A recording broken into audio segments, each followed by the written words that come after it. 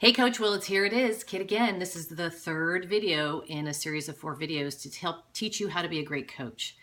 So by now you understand your online office, you've got all your websites set up, you probably have been following the lessons in the Finish Line Leaders app, you're doing your Power Hour activities each and every day, and you are continuing to connect with people daily and invite people daily into your journey. So this lesson I'm going to tell you is about now 2 things: following up and continuing to build your network. So it's really important that under our rule of 5, you notice that the last behavior that you see listed on that Power Hour document is about keeping track. So this was one of the craziest lessons I learned early on as a coach, which is I had so many great conversations, but I wasn't keeping track. And I was thinking that because I was just so wonderful and, had so much magnetism, that people were going to just want to naturally come into my journey with me. Well, not the case. It's really important that you follow up. So make sure that you have some sort of system for yourself to keep track of the conversations that you have. I use a very simple Google Doc. I have the person's name, their email, their phone number, any type of exercise and fitness that they're doing now, or if they're what type of Beachbody program they may have tried or are doing now. And then the last column is an ongoing tracking method of each and every conversation that we had. It might say January 1st, joined my challenge group for free to check it out. In February, followed up again to talk about potentially joining a phone call with Tony Horton. In March, she decided to start the 21-day fix. And then, on and on and on until eventually folks maybe eventually decide to join my team as a coach, if that's how it's evolved. So really important that you track each and every conversation and that you spend time each and every day following up, as well as connecting with new people, inviting new people. The second thing I want to talk about is continue to add to your network. So there's a variety of ways to do this. You can go on Facebook and in the search engine, for example, if you live in Ottawa, Canada, you can type in Ottawa and then go all the way down to the bottom of that list.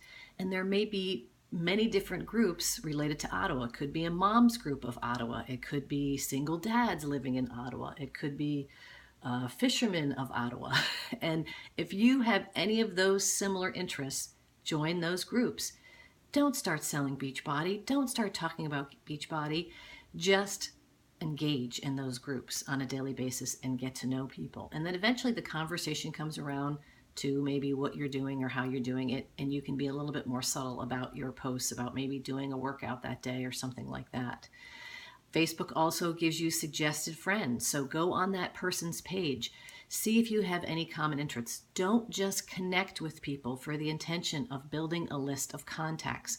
Connect with people who have common and similar interests to you and have conversations about that first. So those are just a couple of ways. Of course, there's lots of things you can do in your community by joining certain groups and getting in committees and things like that to get to build that network. The other thing that I would do is I would constantly ask for people's emails, to the point where I have built an email list of probably close to 12 to 1,500 names. And each and every week I send out a newsletter and a weekly blog. And that's how I sort of keep my face and name in front of folks. That's just another thing that you can do. So make sure you're following up. Make sure you're continually adding to your network. And now the third and most important step for this week is it's likely that you've invited people into a challenge group and they're doing this journey along with you. It's so important to make that experience positive for your challengers in that group. So check in each and every day. Part of my Power Hour, as you'll notice on that document, is I go into Team Thrive. Typically I do my personal development, I get up, I do my workout, and then I spend 15 minutes in Team Thrive just reviewing everybody that I've invited in there. I'm checking in on how they're doing. I'm leaving motivational posts. I'm answering their questions. So if you're running your own challenge group, think about creative ways to make that experience fun. Maybe you want to award points every time someone posts a selfie or every time someone invites someone else into the group.